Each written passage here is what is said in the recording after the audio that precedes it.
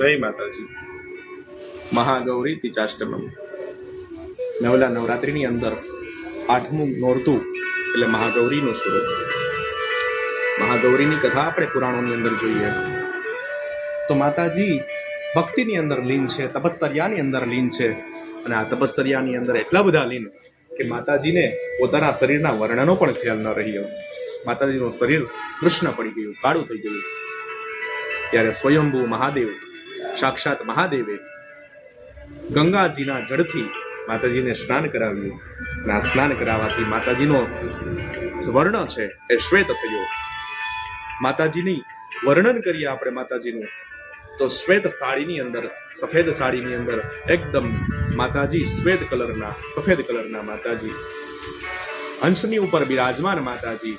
2 હાથ જે જેના છે, બંને હાથની અંદર કરમાળા છે અને એક હાથની અંદર ત્રિશૂલ છે.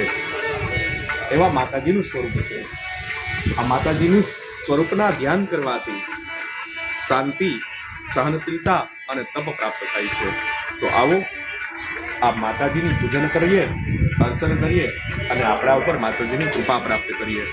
જય માતાજી.